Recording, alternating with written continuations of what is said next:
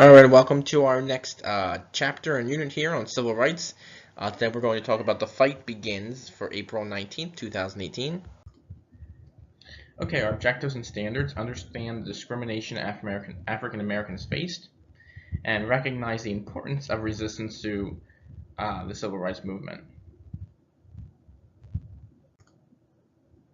So hopefully you got a chance to answer this on the previous page, but what are some ways you can express your opinion about something you disagree with besides violence? So without using violence to get your message across, what are some other ways that people use to get their message across that they're unhappy about a certain law or policy? Our desired result: how did African Americans fight back against discrimination and segregation in the 20th century? Okay, so the background to segregation. So the Civil Rights Act of 1875 declared all forms of segregation outlawed. However, the Supreme Court ruled in 1883 that that law was unconstitutional. Okay, in the 1890s, there were other court cases responsible for limiting the rights of African Americans, and a key court case in this was Plessy v. Ferguson. Now, without getting into too much details of the case, but in 1890, Louisiana passed a law that required railroads to provide separate but equal accommodations for whites and African Americans. What this meant was that, you would have to provide a railroad car for white people to sit in and a railroad car for African Americans to sit in. Okay, so that's what separate but equal means. They both have an opportunity to sit in, a railroad car. They both have the right to ride in the railroad car, but they're not forced to sit together, basically. What happened is that a man by the name of Plessy, his last name was Plessy, he bought a ticket to board the railroad. He sat in the white section of the car. Now, he wasn't really full African American. He was only, I think they said eighth African American, if I remember correctly. But either way, under Louisiana law at the time, he was still considered an African American. So he was asked to move, and when he refused, he was removed from the train and taken off the train. And he was also placed under arrest as well for violating this law. Again, long story short, it goes through the court system. Plessy says, it violates his rights. He has a right to sit, where he wants to and things like that, and goes against the Constitution. And again, it finally reaches the Supreme Court, and what happens is that the Supreme Court does rule that separate but equal facilities are constitutional. So again, as long as there were equal opportunities for African Americans to ride or go somewhere or be in a room or whatever, as long as it was an opportunity, it was constitutional. Okay. Now, the main thing to remember about this is that many states, especially in the South, across the United States, but many in the South especially, will use this as a kind of free pass to, approve of segregation. So, many of these laws at the South and even other places around the country are going to come up with are going to provide separate facilities for African Americans, but they're not equal most of the time. A lot of times, they had to use separate restrooms, separate schools, separate water fountains, and even transportation, or sit in a certain spot on transportation in most cases. So again, a lot of times, yes, they had other facilities, but they were not equal or up to the same par as, the ones for whites were. And again, many African Americans tried to escape the segregation in the states in the South for the North, but even when African Americans reached the North, they found segregation here as well. Again, not as severe sometimes as in the southern states, but again, they still ran into segregation across the country as well. With the outbreak of World War II, things began to change a little bit for African Americans. Many African Americans found jobs because many white soldiers had gone off to war, and even African American troops served in the war and fought for freedom and things like that.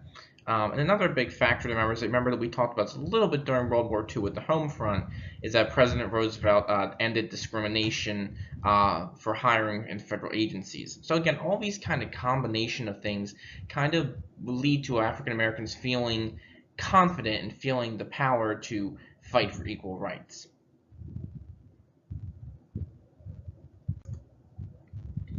Okay, so the campaign that looked to end segregation was ran by the National Association for the Advancement of Colored People, or more commonly referred to as the NAACP, which you probably have learned about and heard of before as well. It had been around since about the turn of the century, but either way, Charles Hamilton Houston was the chief legal counselor, so the lawyer for the organization from 1934 until 1938. What he does is he puts a team together of law students under the leadership of a man by the name of Thurgood Marshall.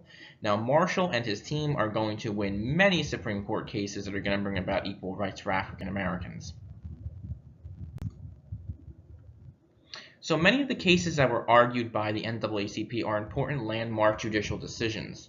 In 1946, the Supreme Court stated that mandated segregated seating on interstate buses is illegal in the case of Morgan versus Virginia.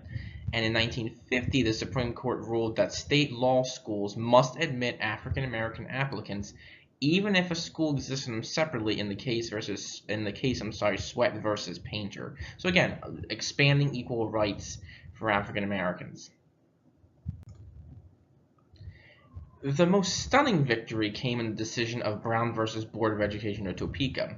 The background is this. Linda Brown was an 8-year-old African-American girl who was forced to take the bus many blocks away to an African-American school while the white school was much closer. Now, her father stated that her rights were being violated, and the case went to the Supreme Court.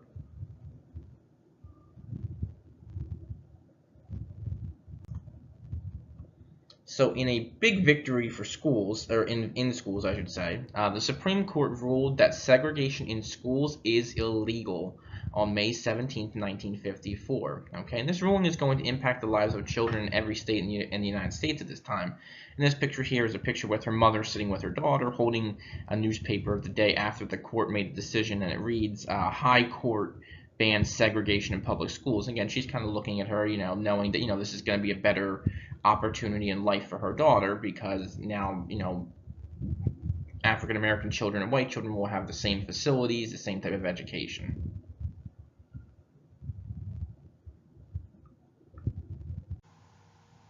So here's a picture of Linda Brown with her mother announcing with the newspaper there about High Court bans segregation in public schools. I guess this will tell the papers, but either way, this is her after reaction to that. Unfortunately, I just found out that Linda Brown, the little girl, had died a couple weeks ago. She was older now, obviously, but she had just recently died. But she was the famous kind of symbol of this landmark case. There was mixed reaction to the decision. In some places, desegregation happened with little to no problems. However, in other places, especially in the South, resistance to the change was different, and many school districts didn't want to do it. There were people who, the KKK the Ku Klux Klan, you may have heard of them, began to reappear a little bit and make threats and things like that. People refused to go to certain businesses if they supported the decision. So there was a lot of, protesting and rebellion against the decision. And a lot of school districts, like I said, were kind of, taking their time, said, well, we'll do it eventually, no hurry, we don't really need to do it. In 1955, because this desegregation was happening so slowly, the Supreme Court reached a decision known as Board 2, and stated that desegregation should take place as quickly as possible. So in Little Rock, we have a little bit of a problem. There were 9 African American students that had volunteered to integrate the school system in Little Rock, Arkansas. So September 1957, Governor Orville Faubus told the National Guard and ordered them to not allow the African American students to enter the building. And even despite being directed by a federal judge to let the students enter, Governor Faubus refused. So President Eisenhower says, listen, I'm not going to stand for this. I'm not going to, let this happen. So he placed the Arkansas National Guard under control of the federal government, meaning that now instead of the governor having control of the National Guard, the president has control of them and gets to order them and tell them what to do. And Eisenhower also sent paratroopers, so soldiers, to Little Rock, Arkansas to enforce the desegregation policy, get these students in the building, kind of keep an eye on them in the building, make sure they're safe and things like that. So again, the students were finally able to enter the building. Now, again, just a side note here, despite the support of the federal government, again, these students were still harassed. They were still, I'm sure, bullied or things like that in the school, and there was only so much that the soldiers could do at times. So just keep that in mind, too, that even though they get into school, it's not like everybody's all friendly and, and things like that. They still face a lot of harassment.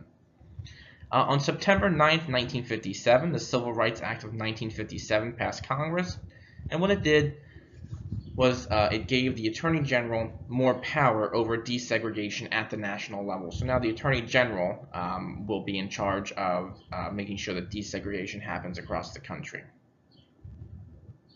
And our closure, how did African Americans fight back against discrimination and segregation in the 20th century?